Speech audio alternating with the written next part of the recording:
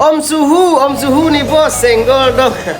Om Suhu, jom makan sate, kuahnya iyaka, dagingnya gulo-gulo om. Penasaran rasanya, kan makanan sehat tuh. Kalau bisa wak borong ayam om, kan makanan sehat tuh.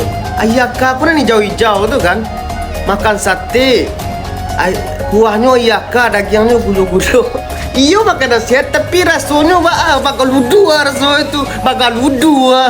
Tapi jadi kecilnya kan memborong ayam wak jadilah. Tapi sebelumnya wak cibo jangan lupa like, salin link, tambahkan favorit, yang nyo posting ulang, di like, di share, yang belum follow dan request apa saja yang channel berikutnya lah. Oke, kita balik peralatan makanan sate, ayaka, gulo-gulo.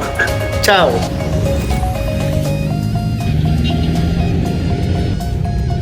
Inilah dos sate, ayaka sama dagingnya gulo-gulo gitu. Tusuk angka kita sate ini gitu. Tahu kalian ayaka kata buat dari ya? Oh anda lo tahu, kita makanan sehat. Ini gulo-gulo kopiko ya, kopiko.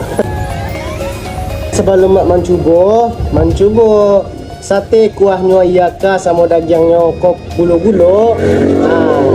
Jangan lupa kawan-kawan mampir ke Ayam Balaka Kakak Dewa. Lokasinya di sebelah lokasinya di dekat Simpang Presiden Katib. Di sebelah lampu nombak ya kawan-kawan. Di dekat lampu merah sebelah kanan kawan-kawannya di Mungko JNE atau buat aja di Google Map Jalan Joni Anwar nomor 3. Oke sana.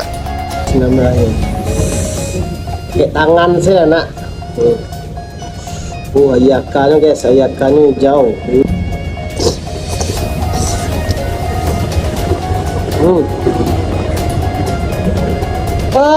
Langsung aku dagingnya guys.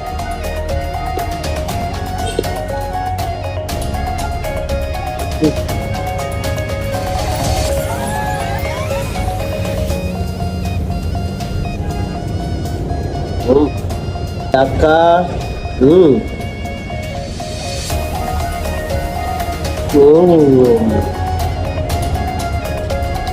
Daging gulo-gulo.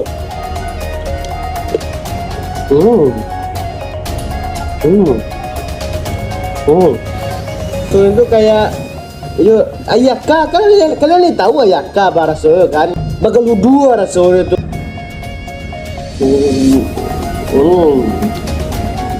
Bakal gua.